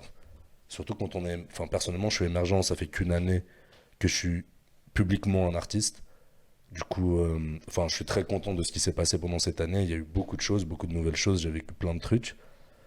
Mais j'ai reçu aucune aide. Du coup, si je travaille pas à côté à un très haut pourcentage, et du coup, si je peins pas la nuit parce que la journée, je dois aller travailler, comme tout le monde, et je me plains pas de ça, c'est normal. Tout le monde doit bosser pour gagner son pain, pour payer son loyer, etc. C'est juste que on discutait de ça avant vis-à-vis des résidences, c'est quand même quelque chose qui te permet de générer de l'argent sans avoir forcément besoin d'arriver à l'aboutissement où tu vends ta toile, où C'est tu sûr. vends ta sculpture ou peu importe Ouais. la forme En d'art. tout cas, ça subvient à tes besoins Ouais, pour exactement. la création, et c'est déjà et pas mal. si ça se répand plus, c'est que ça devient quelque chose de normal, entre guillemets, ou d'habituel. Mais en fait, tu permets quand même à des gens de vivre de leur art sans forcément passer Mm. par les canaux qui sont déjà en Ouais. place actuellement. La rémunération des artistes et la rémunération dans la culture. On en fera un autre Ouais. talk, je crois. Avec Ça fait un plaisir. moment, à chaque fois, à chaque Ouais. émission, quasiment, on en parle. Mm. Et c'est un problème Ouais. dans le monde de l'art et de la culture. Puis d'être Un partout. problème global, quoi. Ouais. Mais je pense qu'il y a de quoi faire une ou deux petites émissions là-dessus, encore un petit peu plus en détail, quoi. Moi, je vais Donc on juste verra ajouter ça un petit truc. peu plus, quoi. Parce que du coup, en fait, il faut juste comprendre que la raison pour laquelle on fait cet investissement, c'est pas parce que on a envie d'un statut ou de quelque chose ou que de faire des beaux trucs Mhm. pour que les gens ils puissent voir, oh, c'est des beaux trucs. Mais c'est parce que moi, personnellement, j'ai une raison. Ça m'a sauvé, en fait, de mourir. Mhm. Faire de l'art, ça m'a sauvé. Ouais. Et puis, c'est pour ça, en fait, que je fais ça. C'est pour ça que j'investis dans ça. C'est pour ça que je partage autant avec tellement de gens. C'est pour ça que je fais des cours gratuits aux des gens parce que ça m'a sauvé. Mhm. Et que tu crois vraiment aussi là-dedans, quoi. Que tu as Ouais. envie d'en faire quelque chose qui fasse du sens, comme ça fait déjà du sens pour toi, quoi. Et puis je me rends compte à quel point en fait c'est pas dur, faut juste se Mm. connecter à soi-même. Et puis justement en faisant des cours, en montrant à des gens certaines choses, bah tout de suite tu vois un résultat, tout de suite tu vois que ils ont du coup une activité à faire quand ils rentrent chez eux à la place de juste être sur leur natel en fait. Mhm, c'est sûr. Ou de juste sortir Ouais, boire des verres. chaque bah. personne peut aussi, justement, Mm. faire ses propres petites résidences à la maison le soir. Ouais, ça fait énormément de bien quoi. On va revenir un petit peu du coup sur l'exposition et la résidence, et justement on va voir un petit peu le lien un peu entre ça. C'est quand même un cadre, et Denis tu l'as aussi exprimé avant, hein. On a pu proposer que 3 semaines de résidence. Parce qu'il y avait une exposition avant, parce qu'on voulait quand même, on voulait aussi justement faire une exposition qui dure 2 mois. Et pour vous, justement, on peut peut-être commencer par Gunflamme. Qu'est-ce que ça a créé un petit peu comme truc? Est-ce que vous pouvez nous dire, typiquement, peut-être qu'on peut aussi revenir là-dessus parce que c'est aussi intéressant. Est-ce que vous aviez déjà eu d'autres résidences avant ou d'autres formes de résidences? Quelles étaient les différences entre celle-ci et puis celle qu'on a vécue ici à Mora? Et puis, justement, pour vous, qu'est-ce que ça a fait, cette chose où en fait on a dû quand même avoir une exposition à la fin? C'est-à-dire qu'on a commencé dès le premier jour en disant bon, en 3 semaines, l'exposition elle est montée, il y a le vernissage, ça commence. Et puis comment vous êtes senti par rapport à ça? Comment est-ce que vous avez abordé la chose? Et puis surtout peut-être par rapport à d'autres aussi résidences que vous aviez eues, quoi. Je vais commencer par le point sur les autres résidences. J'en ai pas eu énormément, j'ai pu en avoir quelques-unes, mais qui étaient beaucoup moins encadrées, si je peux dire ça comme ça, et qui duraient aussi beaucoup moins longtemps. En fait, c'est ma première vraie résidence. 3 semaines, je trouve déjà que c'est un bon délai pour créer. Et comment dire? Là, en fait, il y avait quand même une sorte de pression qui est là, parce que tu as 3 semaines pour créer des trucs. Il faut que ça soit à la hauteur. Et on est quand même des artistes, t'as quand même un truc d'ego qui existe, qui n'est pas hyper présent non plus. Mais en fait, tu vois, vu qu'on a commencé assez tard, comme on l'a dit plus tôt, tu vois en fait que les autres avancent. Et toi, ça fait une semaine que t'es là à te projeter encore et pas du tout créer en fait. Du coup, ça te met encore une double pression parce que t'as un cadre qui t'impose de faire quelque chose, qui t'impose entre guillemets. T'as un délai et il y a une finalité. Et du coup, en fait, tu es au courant de tout ça dès le départ, donc tu es obligé d'être méga intense dans ta création. Tu es obligé de le faire bien, vite, et t'as pas non plus trop la possibilité de te rater. Ça arrive, ça m'arrive ça m'arrive de créer des trucs qui me plaisent pas, et du coup, c'est juste mort. Mais là, t'as pas cette possibilité. Ouais. Là, tu es obligé en fait d'être vraiment à fond tout le temps, d'être méga focus dans ce que tu es en train de créer, d'avoir une idée claire de ce que tu veux. Mais en même temps, je trouve que je reviens à ce que je disais un peu avant, mais c'est un challenge pour moi, mais qui est méga bénéfique en fait. C'est une vraie opportunité, c'est un vrai step dans ma jeune carrière d'artiste, en tout cas pour le moment. Et vis-à-vis d'autres trucs que j'ai pu vivre, c'est vraiment ça en fait. C'est ce truc où tu as une certaine forme de liberté dans ta manière d'aborder la thématique, mais t'es quand même méga encadré, t'as quand même tout un cas, t'as une institution, t'as un vrai truc qui est derrière, t'es dans un musée. Et je pense que pour la plupart d'entre nous, c'est la première fois qu'on a la possibilité de travailler directement au sein d'un musée. Donc ouais, tu te sens sous pression, mais elle était quand même assez légère, parce qu'au final, justement, toutes ces discussions, tout le côté où en fait on a pu beaucoup échanger avec Denis et avec toutes les personnes qui étaient dans le musée, ça fait aussi que tu te sens quand même un peu plus allégé de cette pression, parce qu'en fait tu te rends compte que c'est ok, que tu peux créer, que tu as le temps en fait de faire ce qui est nécessaire. Et le fait aussi qu'on nous permette en fait d'avoir du matériel pour faire des toiles ou autre, bah en fait c'est méga bien, parce que t'as pas ce critère en plus qui est là où tu te sens... En fait, tu sais que tu as un montant à disposition, tu sais que en fait, tu vas devoir réfléchir à comment tu vas l'utiliser. Est-ce que c'est limite un peu dont tu parles un petit peu, ça a aussi peut-être influencé ta façon de créer? Parce que tu l'as dit, effectivement, il n'y a pas vraiment le droit à l'erreur. Dans le Ouais, sens bien où sûr. si tu fais un projet, que tu y mets un peu tout, puis qu'à la fin, tu te rends compte que c'est pas ouf, Ouais, c'est un peu tard. ouais non, c'est Mais- pas ouf, quoi. Et du coup, est-ce que ça a aussi un peu influencé tes idées ou bien ta façon de créer? Bah, vraiment, en fait, le truc, c'est que normalement, j'ai un processus créatif qui est hyper libre, où je réfléchis absolument pas à ce qui va sortir avant de le faire. Et là, au contraire, en fait, là, j'ai quand même pris plusieurs jours où je faisais des petits croquis dans mon... En fait, c'est la première fois que j'ai créé de cette manière, où j'ai quand même fait des petits croquis. Je les ai pas forcément suivis à la lettre, mais en fait, c'est la première fois que je me projetais réellement sur les œuvres que j'allais créer. Et il y en a aucune qui ressemble exactement à un croquis que j'ai pu faire, mais en fait, j'avais quand même une idée claire de ce que je voulais retranscrire. Et donc, en fait, c'est méga bénéfique parce que, en fait, ça m'a permis de trouver un nouveau processus de création. Et du coup, je pense que je vais aussi l'exporter dans mes créations, dans mon petit atelier de tous les jours. Au final, j'ai jamais fait comme ça, j'y ai jamais réfléchi dans ce sens-là. Et là, c'est un truc nouveau, en fait, qui m'arrive. Et je me rends compte qu'en soi, c'est pas plus compliqué que ça. Mais j'ai juste jamais essayé de procéder de cette manière-là. Ouais. Et toi, Mine? Moi, j'ai jamais fait une vraie résidence, je pense, comme ça, mais j'ai eu plein de projets sur Monda ou des trucs un peu différents, ou des moments très intenses, des créations. Du coup, en vrai, je connaissais un peu ce que c'est de créer dans une période un peu limitée. Mais du coup, vu que je venais de sortir de tout ça, d'avoir des projets sur Monda, des trucs qui me plaisaient pas du tout, ou oui, un petit peu, mais que j'étais quand même limité, ou qu'il y a des attentes, bah, je me suis dit, bon, je vais me lancer et puis faire ce que j'ai envie de faire, et puis tant pis si c'est moche, tant pis, voilà. Donc t'as plutôt pris le truc à contre-pied en fait. Tu t'es dit, Ouais. ben, c'est l'opportunité de me faire plaisir Ouais. un peu. Puis C'est c'était ça. marrant parce Ouais. qu'avec vous, des fois on était en pause, lui était là genre, ah, ils ont tous commencé, moi j'étais là genre, ah, moi je m'en fous. Puis- Au non. final, le résultat est là, donc Ouais. c'est l'essentiel. Mais c'est vrai que c'était quand même court comme période, et puis on dit 3 semaines, mais du coup nous on a passé une semaine à peu près à se lancer.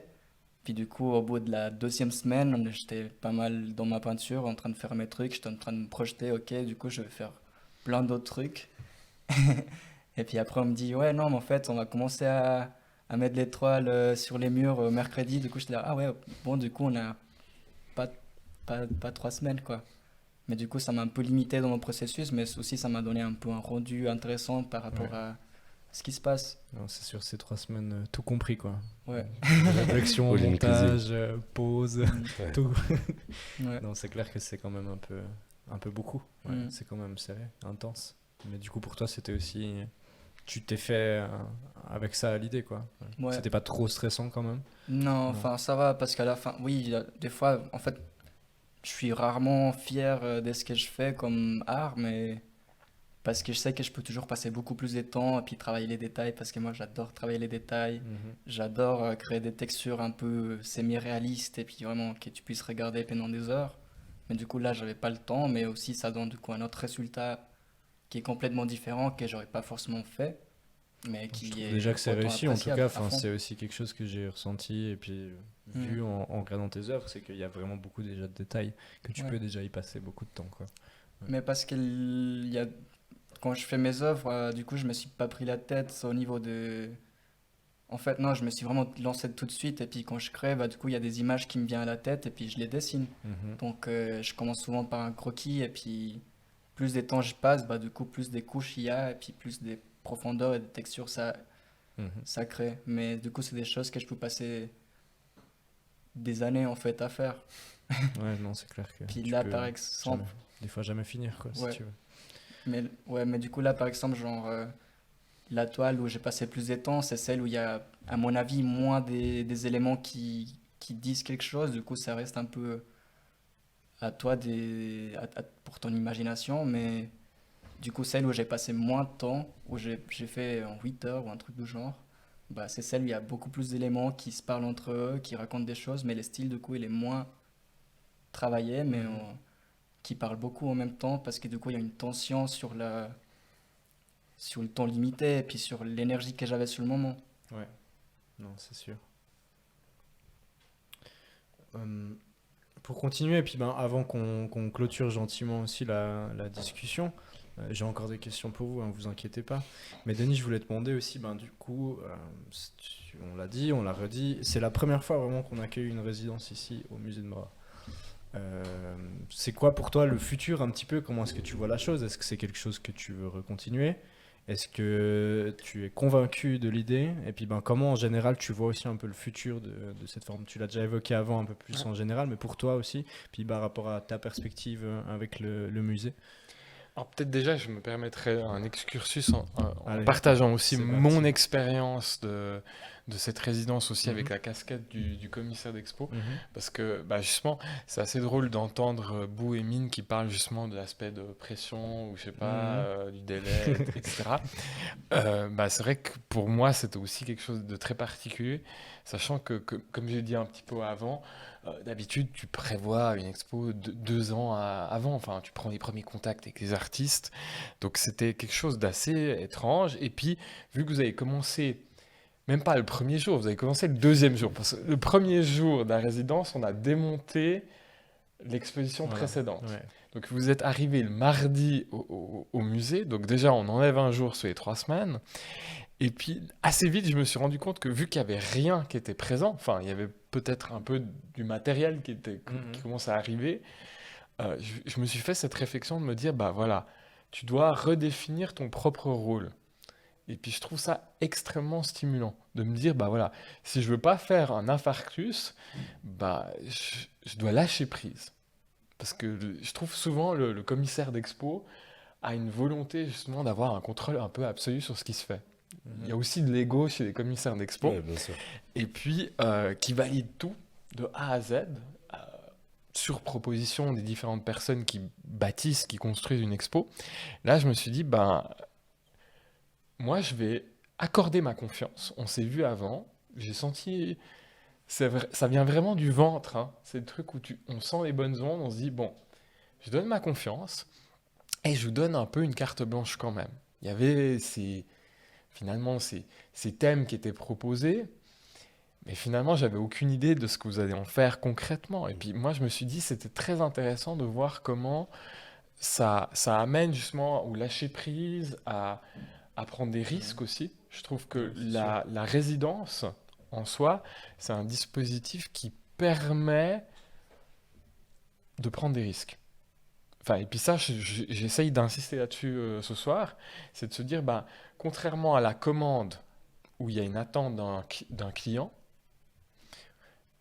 ou d'une exposition où justement ben, le curateur va choisir telle œuvre plutôt que telle autre, ou choisir tel artiste plutôt que tel autre, je trouve que justement la résidence, elle permet d'avoir ce soutien à la création et puis de se dire, bah, finalement, on met l'accent sur le processus.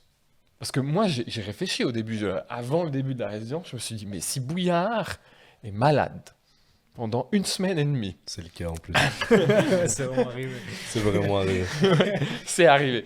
Mais si Mine a un accident, il se casse une jambe, il se casse un bras, qu'est-ce que je fais? Ouais, c'est vrai que c'est un risque, quoi. Il y a C'est des des risques. risques, Et ouais. si tout d'un coup, Aladdin et Thomas auraient eu tout d'un coup, je sais pas, le phénomène un peu de la page blanche, il n'y a rien qui sort. c'est pas dramatique de se dire pendant 2 semaines, on produit pas.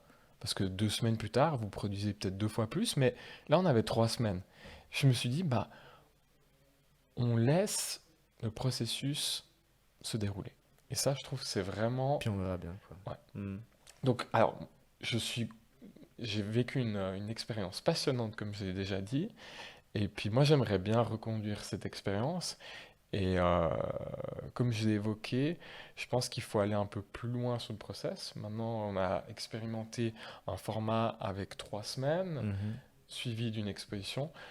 J'aimerais bien mettre l'accent davantage sur les relations avec la population locale et Ouais. la connexion avec le territoire. Ouais, il y a l'opportunité de faire Ouais. des workshops, d'inviter du public aussi pendant les phases de création. Et puis, Exactement. ça, c'est quelque Peut-être chose à aussi faire. d'intégrer d'autres disciplines artistiques. C'est sûr, ouais, ça Moi, je serait trouve que intéressant. la transdisciplinarité Mhm. peut amener, parce que là, bah, je suis très content du résultat général, mais c'est vrai qu'on est plutôt sur du visuel. C'est sûr. On pourrait avoir justement aussi peut-être un aspect musical, danse, performance Mhm. ou littéraire aussi. Mhm. D'avoir une résidence littéraire, ça peut être aussi Oui, très ça sympa. marche aussi. Ça marche aussi. Mhm. Et puis je trouve que le fait d'amener le travail hors les murs, c'est vraiment quelque chose qui avait bien fonctionné. Juste pour le contexte, hein, pour ceux qui n'ont pas eu l'occasion de passer devant le musée de Morat, Aladin et Thomas, qui ont été accompagnés d'un acolyte, hein, Jonathan, ouais. ont créé à l'extérieur des œuvres.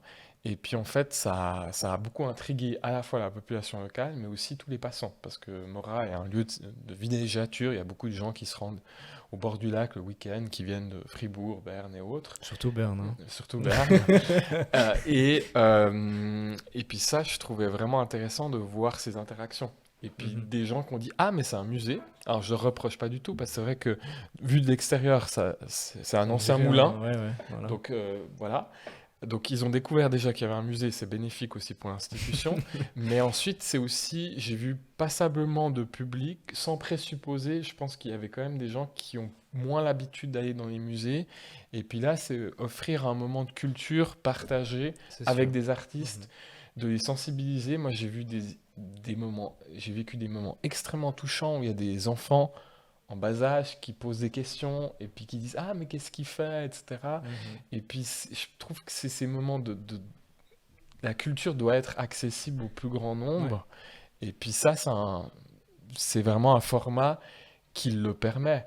Parce que sûr. quand Bouillard ou Mine créent dans leurs ateliers, hein, dans leurs chambres, on peut le dire, hein, bah c'est pas accessible. Mhm. Quand ils font une commande, c'est surtout le futur propriétaire de l'œuvre qui connaît la chose. Mais là, je trouvais que d'aller à la rencontre de la population, c'est vraiment quelque chose que j'aimerais expérimenter ici dans le district du lac. Ouais. Et puis de créer ces liens aussi, enfin, je finirai juste là-dessus, je sais que je suis long, pas de souci. de tisser des liens aussi entre finalement des régions, vous gravitez finalement autour de Fribourg, hein, avec l'état des choses qui est basé à Fribourg, des artistes qui viennent d'horizons très divers, mais je veux dire, il y a quand même ce lien autour de Fribourg, de Frisson, d'Abou Factory, et puis finalement d'une ville qui est très dynamique, très engagée dans la culture. Puis c'est vrai qu'ici, au district du lac, on est plutôt dans une zone périphérique. Et je trouve que de tisser ces liens aussi entre les générations, on n'a pas forcément le même type de population qui vivent à Morat et à Fribourg. Aussi, du Voilà. musée, de l'état des choses. Ouais. Mais c'est vrai que c'est aussi une chose que j'ai beaucoup appréciée, moi. En tout cas, du côté d'état des choses, j'essaye aussi de toujours pouvoir aller vers un autre public, aller vers des autres lieux. On fait pas mal de choses, déjà un petit peu plus du côté suisse alémanique, fribourgeois. Et puis là, Morat, on n'avait encore jamais rien fait. Donc c'est aussi une belle occasion de se rapprocher de régions en fait, dans lesquelles on a moins de contacts, faute de communication entre les deux langues, quoi. Et puis ce genre de choses. Donc c'est parfait comme opportunité aussi de pouvoir justement se rapprocher et puis connecter, autant pour le public que aussi pour typiquement notre association, pour les artistes et pour le public. Moi, je voulais encore vous demander aussi, vous, justement, si avec le public, vous aviez aussi eu 2-3 échanges. Je sais qu'il y a pas mal de monde qui est passé aussi dans le musée, il faut le dire, hein, le musée était aussi ouvert pendant pratiquement tous les jours où on était là, hein, si je me trompe pas. Donc il y avait aussi des échanges avec le public qui venait pour voir la collection de base. Il y a eu aussi 2-3 petits événements, des apéros qui ont lieu là dans le musée. Je sais pas si justement vous avez des petites anecdotes. Alors, il y a, il y a pas forcément eu beaucoup d'interactions. Enfin, il y a quand même pas mal de personnes.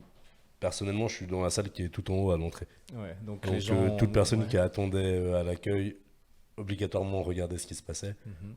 Mais après, vu qu'il y avait tout qui était un peu posé au sol, vu que j'ai dû travailler mes toiles directement par terre, il y a quand même pas beaucoup de personnes qui se sont senties OK de rentrer dans la pièce.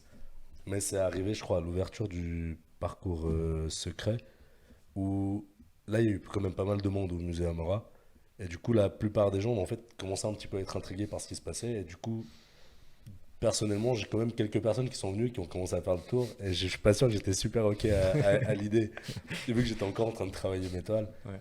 Mais en fait, c'était super bienveillant. Il y a quand même des personnes qui se sont arrêtées, qui ont pris quelques photos, et puis qui en fait, juste voulaient discuter avec moi du processus que j'étais en train de faire. Donc j'en retire quand même quelque chose de bénéfique. Mais j'aurais préféré qu'ils attendent un petit peu. C'était pas fini encore, c'est ça? Ah non, c'était pas Fallait fini. pas prendre des photos à ce moment-là, quoi. Enfin, ça va. Le moment où il y a eu les photos, la globalité était terminée. Du coup, c'était OK. Ouais, ouais. Non, c'est sûr. Mais c'est juste que, enfin, il y a vraiment eu deux extrêmes. Il y a des personnes qui rentraient dans la pièce sans me calculer, qui ont juste fait le tour et qui sont ressortis. Et d'autres où, au contraire, en fait, attendaient d'avoir une sorte de eye contact avec moi, vu que j'étais Ouais, focalisé sur mon travail, et que je crée surtout avec de la musique constamment. Enfin, je vis en musique, du coup, j'ai tout le temps des écouteurs ou un casque sur la tête. Et du coup, en fait, il y a quand même quelques personnes qui se sont arrêtées pour discuter avec moi, échanger un petit peu, et puis ça, c'était super cool. Mais par contre, le côté où les personnes rentrent un peu dans la pièce, font le tour et se cassent, si je peux le dire comme ça, sans trop se poser de questions, j'ai un petit peu moins apprécié. Mais après, c'est les aléas, on savait Ouais, en bah fait. oui, Le truc, c'est c'est que ça, dès le quoi. départ, on savait que pendant la Ça résidence, fait partie du le cadre musée un était peu, ouvert. quoi. Ouais. et que du coup, il fallait juste vivre avec ça. Après, Mm. j'ai pas non plus beaucoup d'interactions, mais globalement, ça s'est bien passé. Et toi, Amine? Moi, j'ai eu pas mal d'interactions avec les gens, en tout cas. Trop. Non, moi, j'aime bien, ça me dérange pas, en fait. Mais je trouve que s'il y a des gens qui sont autour, bah, ça va donner tout un autre effet à mon art. Puis du coup, il y aura des autres inspirations. Mais du coup, je pense que si j'aurais peint à l'extérieur comme Aladdin et Thomas, bah, j'aurais fait quelque chose de complètement différent. Peut-être plus connecté à la société qui est juste à moi-même ou j'en sais rien. Et puis, un truc marrant, c'était dans un moment, j'étais en train de peindre, et puis c'était un truc hyper intense, j'étais vraiment en train de pleurer un petit peu. Et puis, tout d'un coup, il y a un petit, il rentre, il clique les boutons de la projection, et puis ça m'a décroché de mon truc. Parce que du coup, ouais, dans la salle où j'ai peint, il y a 3 télés, je crois, et puis du coup, il y a un petit bouton, et puis ça lance une projection, ça change toutes les lumières, et puis il y a des basses, il y a des sons et des trucs, des guerres. Puis moi, ça m'a fait trop marrer parce que j'étais vraiment là, hyper intense, en train de peindre. Tout d'un coup, les lumières, elles changent. Et puis, voilà, c'était drôle. Ouais. Petit moment dramatique un peu comme ça, quand Ouais, même. ouais. Voilà. La guerre de Mora. Vraiment, ouais. C'était C'était une drôle, quoi. bataille. J'étais là, sur ma toile, Canon. plein de peintures sur les mains, rouges comme ça, en train de pleurer. Puis après, tout d'un coup, il y a des bruits de guerre. Et puis, Ouais, ça change un peu l'ambiance quand même. Hein. Ouais, c'est clair. Effectivement. Ouais. Ouais. Spécial. Mais intéressant aussi, quoi. Mm. Un peu unique comme expérience, je crois. Ouais, ouais. Ouais. Trop Non, bien. mais je trouvais cool en tout cas quand les gens ils passaient. Moi, ils m'ont pas forcément posé des questions. Je pense, je faisais un peu peur, je sais pas. Ouais, t'avais l'air peut-être juste trop concentré aussi. Non, moi je le regardais, j'étais allô, allô Samé. Trop bien. C'est vrai qu'il y a ça qui est particulier aussi, c'est que c'est quand même C'est la une langue. hein. grande population qui est Ouais. germanophone. Mhm. Personnellement, je suis une brêle en allemand. Voilà. Du coup, c'est clair que je pense que aussi l'interaction, elle était limitée C'est à peut-être ce ça aussi, niveau-là, ouais. quoi. Ouais, c'est sûr. Ma foi. Hein. Mais c'est bien comme ça, on a pu en tout cas apporter quelque chose d'autre de nouveau à l'endroit, à Mora aussi, je pense. Je pense qu'en tout cas, le public aussi s'en souviendra, quoi. Un peu la dernière question que je voulais vous poser un peu pour clore, c'est que là on a dit que du bien de tout et tout, mais je voulais quand même vous demander en général si ça vous a plu, s'il y a des choses que vous auriez fait différemment ou autrement, si vous auriez aimé avoir plus de temps, plus d'espace, je sais pas, mais Petit débriefing maintenant, voilà, rapide. Johnny aussi, hein, tu peux aussi nous en parler. Bah, c'était un peu embêtant de tout protéger et puis de pas pouvoir foutre de la peinture partout. Et puis, ok, le temps, ouais, on était limité, mais c'est pas trop grave. Enfin, tu fais un truc par rapport à ça, et puis voilà. Je crois qu'on a un peu l'habitude maintenant aussi avec l'état des Ouais, choses, quoi. c'est bon. On fait des magazines en 2 jours, donc on peut faire une exposition en 3 semaines. Ouais, c'est utile. Mais je pense que les trucs qui me rendent le plus triste, c'est que ça soit fini, en fait. Et puis d'être face à la réalité, qui du coup, maintenant, j'ai rien, quoi. J'ai Genre, trouvé d'autres choses à faire, quoi. mais je peux pas peindre, en fait. Mm. Je peux pas peindre, et puis ça m'angoisse un peu. Et puis du coup, je suis dans ma chambre, j'ai pas forcément un grand lieu. On a un autre lieu un peu où j'ai tatoue, mais même ça marche pas des ouf. Du coup, je peux. Enfin voilà. Donc là, je me questionne, est-ce que je me trouve un travail pour vivre et puis créer pendant la nuit, ou est-ce que je continue à galérer et puis à faire ce que j'aime, quoi, avec très peu de moyens. Bon courage pour la Merci. réponse à cette question. C'est jamais simple. Et puis justement, Life, quoi. ouais, voilà, Life. comme on dit. Hein. Exactement. Bon, en vrai, je rebondis de ouf sur ce que Mine disait. En fait, c'est vrai qu'en fait, là, tu te reprends la réalité en face. En fait, tu dois recommencer ta vie. T'as eu 3 semaines de bulle où c'était dédié à la création. Et tout d'un coup, bah, tu te prends la réalité. T'as plus ça, t'as plus forcément... Bah, t'as pas un budget qui t'est offert pour t'acheter du matériel et peindre. Du coup, bah, tu reviens vraiment à cette réalité où en fait, faut capter que faire de l'art, c'est pas forcément peu cher, peu coûteux, si je peux dire ça comme ça. Acheter des toiles, acheter de la peinture et tout ça, ça coûte vite des sous. Et du coup, en Faut fait, les peindre sur les murs. Voilà. Ouais. Ils sont Non, protégés. mais c'est ok. Et la plupart sont Pas protégés. celui du musée de Maurras. s'il vous Ouais, plaît. pas celui du musée de Maurras si possible. Non, mais oui, non, mais c'est juste que là, t'as tout un truc. En fait, c'était une très belle expérience. Pour moi, ça a vraiment été un truc enrichissant. Le fait que ça soit terminé, c'est un petit peu triste. Enfin, c'est surtout le retour à la réalité qui est compliqué. Parce que là, maintenant, bah, t'as tes problèmes de la vie de tous les jours qui réapparaissent tout d'un coup. Oups. Mais pour revenir sur le cadre de la résidence, moi, personnellement, j'ai quand même fait un bon nombre de toiles selon moi vis-à-vis du temps, mais j'aime bien créer, j'aimais bien en fait l'opportunité de le faire là, et j'aurais adoré pouvoir en faire une 20 de plus.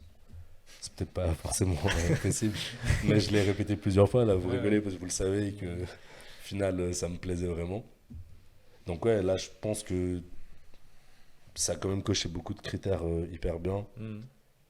Là, le retour à la réalité, il est un peu compliqué, mais c'est ok. En fait, ça a vraiment été une très belle expérience qui va rester. Et encore une fois, d'un point de vue très personnel, pour moi, c'est un premier step dans ma carrière de jeune artiste. Où au final, j'ai eu 2-3 trucs avant, j'ai eu des choses très bien qui se sont passées, des projets très cool qui sont dehors actuellement.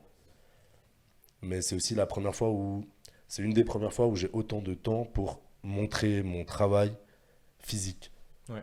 C'est aujourd'hui beaucoup d'artistes en fait on est obligé de passer par le côté digital, mais ça te fait pas le même effet. Non, Enfin, tu peux être hyper touché par une toile ou une œuvre que tu vois sur un réseau social ou sur internet, sur un site ou peu importe le format, mais quand tu l'as sous tes yeux, ça te fait quand même autre chose. c'est sûr. C'est pas pour rien qu'on fait aussi un magazine et Ouais, qu'on essaie justement. d'organiser des expos. Quoi. Justement. Ouais. Et le truc en fait, c'est que cette expo, elle est hyper bien, elle dure 2 mois, c'est incroyable. C'est-à-dire que tu as 2 mois où tu as quand même des personnes random que tu croiseras peut-être jamais dans ta vie ou peut-être que tu connais très bien, qui peuvent venir en te connaissant ou sans te connaître et se prendre en fait tes œuvres. Et c'est le but, au fait, je pense au final, Ouais, bah oui. pour chacun d'entre nous. C'est que tu passes et que ça te laisse pas indifférent et que tu puisses ressentir en fait vraiment ce qu'il y a derrière. Parce que là, je peux poster toutes mes toiles qui sont présentes dans le musée sur mon compte Instagram. Il y a plein de gens qui vont me dire c'est super joli et tout, mais ils vont pas pas le la même ressentir chose, de la quoi. même manière. Ouais, c'est c'est pas du tout pareil. Donc ouais, c'est incroyable d'avoir pu avoir l'occasion de créer ça ici et d'avoir pu vivre cette expérience-là. Bon, bah, Denis, si t'as un petit creux entre 2 expositions, tu saurais à qui donner la place. Hein. Ouais, j'ai bien compris. T'as compris, hein, je crois. Ouais. Non, bah, tu veux aussi nous dire un petit peu, pour terminer, Je pense que comment le ça t'a critère pris temps, pour moi aussi, est peut-être à souligner. Justement, comme j'ai dit, il y a une possibilité peut-être de développer le format, mais je pense que le critère temps, 3 semaines finalement, on aurait peut-être pu voir différemment les choses. Ça nous aurait permis aussi de peut-être d'organiser certaines choses un peu avec plus de marge. Là, c'était vraiment une course pour tout le monde, hein, pour les artistes, mais aussi pour les personnes qui ont, pour le graphiste, Miguel, qui a fait tout le travail de graphisme en voilà, une semaine. les affiches, Les le Miguel. Leporello, etc. Pour Emma aussi, qui a coordonné des choses. Donc, je pense que de prolonger, ça pourrait être une belle option. Et puis, pour moi, ça devrait justement être assorti aussi d'une aide complémentaire pour venir soutenir le projet, justement pour accompagner les artistes. Parce que je crois que ce que je retiens surtout ici, alors dans le cas de 2 artistes émergents, c'est que la résidence est vraiment un formidable outil Oui, et que ça de manque soutien quand et même d'accompagnement. aussi toujours, Et puis, quoi. et puis actuellement, parce que les résidences, il y en a plein. Ça existe sous différentes formes, ça se décline. Mais c'est vrai qu'on parlait avant de résidences proposées par la ville et le canton. C'est des mises au concours, il faut avoir l'habitude, il faut parfois avoir déjà un CV, des références. Là, je trouve que justement pour accompagner des artistes en voie d'une professionnalisation, pour leur donner du temps, des moyens, et puis des lieux pour créer, pour explorer, pour expérimenter, pour affiner leur technique, pour se lancer dans de nouveaux projets, la résidence, elle fait tout son sens. C'est sûr. Et ça, je trouve que j'aimerais bien en faire une format XXL. on va dire. Plus long, quoi. Ouais. Bah, c'est sûr que ça aiderait aussi, quoi. Magnifique. Je crois qu'on a fait le tour de la question. Je sais pas s'il y a un peu d'autres choses que vous aimeriez encore un peu aborder. Ouais. Si tout d'un coup il y a quelqu'un de riche qui veut venir acheter une toile, soit à moi, soit à vous, ce serait bienvenu parce qu'on a prévu de peindre ensemble, on n'a pas l'argent. Effectivement, on a besoin de fonds pour pouvoir s'acheter quelques rouleaux de toile. Ouais, vous avez des projets Bah, à réaliser. on a un projet à Vous réaliser avez en besoin de commun. mécènes, quoi. Voilà. Exactement. Et puis si jamais il y a genre la Halle Grise, la Blue Factory, qui veut nous laisser de la place pour peindre, parce que moi et Bou, on est chaud à Ouais. peindre en grand format ensemble. Let's go là, Algris. Si jamais. Bon, je crois que les messages sont passés, quoi. Super. Merci, Mille. Merci, Bouya. Autre chose? Un petit mot de fin aussi? Pas forcément grand chose à ajouter à part que je te remercie Maxime et je te remercie aussi Denis pour l'opportunité que vous nous avez offert à tous. Et gros big up à État des choses et au musée de Nora. Merci. Puis à C'était Estelle. incroyable. Estelle aussi. À qui, pardon? Estelle. Stella. C'est qui, Tu connais Stella? pas Estelle? Bien sûr. Toi, tu connais Estelle, Denis. Estelle. Estelle. Ou Estelle Ah, Negro. Estelle. Estelle Ah, je Negro l'appelle Friard. Estelle. Ouais. Ouais. Friard. Non, Estelle qui est venue faire les photos. Ouais. C'est elle, hein. Ah, Ouais. pas Estelle Negro, Non, Estelle non, Galton ouais. Reda. Du coup. Voilà. Ouais. Un peu long pour un mot de fin, je trouve. Non, mais juste, on a vraiment adoré. Enfin, moi, j'ai adoré tout le monde ici, quoi. Je parlais beaucoup avec plein de gens. Puis c'était chou. Ouais. Voilà. Magnifique. Bah, merci, Denis. Un petit mot pour la fin. Merci aussi aux artistes à la confiance accordée parce que c'est aussi s'engager dans un défi. Et puis je trouve que vous avez justement joué le jeu à fond. J'avais senti quand même qu'il y avait ce côté pression et tout ça, le fait de vouloir bien faire et tout, mais maintenant qu'on met les mots ce soir sur tout ce que vous Ça avez fait du vécu, bien aussi. Hein. ouais, ça change quand même parce que et puis vous avez été très touchant, enfin vraiment de ce que vous avez dit. Je crois que ça fera avancer les choses et puis j'ai été vraiment touché par tous les travaux, par tous les artistes. Ça vaut vraiment le coup. Venez à Mora. Ouais, petit salut aussi à Naomi, à Noémie, à Ladin et Thomas qui n'ont pas pu être là ce soir. On les remercie aussi beaucoup pour le temps passé avec nous justement sur cette expérience et sur ce projet. Et puis on espère aussi que ça vous aura donné envie ces petites discussions de venir voir aussi en vrai. Tim a fait des très belles images, hein, mais c'est encore mieux en vrai. Et puis du coup pour ça on vous a organisé une petite visite guidée en présence des artistes le 10 du 10 et en plus, tu me corriges Denis hein, je crois, mais c'est gratuit. Ouais, C'est c'est gratuit. gratuit, mais Et c'est le 11. Hein. C'est le Le 11 du 10. du Ah, le 11. 10 du 11, pardon. Ouais. Le 10 du 10, c'est déjà passé. Ouais. Et avec une petite dégustation aussi de nos amis de chez Schluck qui vont nous faire goûter quelques petits vins naturels. Donc on se réjouit aussi. Ça On va se être réjouit une belle d'avance. occasion. Et puis si vous n'avez pas la possibilité de venir déjà pour cet événement-là, on a aussi le 16 du 12 le finissage de l'exposition. Donc ça sera vraiment un peu la dernière occasion de venir voir en présence des artistes l'exposition qui dure jusqu'au 18 décembre. Donc même si vous n'êtes pas là le 16, vous pouvez venir jusqu'au 18. Les horaires du musée, vous les trouvez sur le site internet du musée. Merci encore à Amine et à Gunflam qui ont pris aussi du temps pour venir discuter un peu de tout ça. N'hésitez pas aussi à aller checker leur Instagram et puis les différentes choses que vous faites un peu à côté. C'est toujours aussi super. Et puis merci beaucoup à vous de nous avoir suivis. Merci encore aussi à Laure et Tim à la régie. Et puis au musée de Mora de nous avoir aussi accueillis ce soir. Au revoir, belle soirée et à tout bientôt pour un prochain épisode.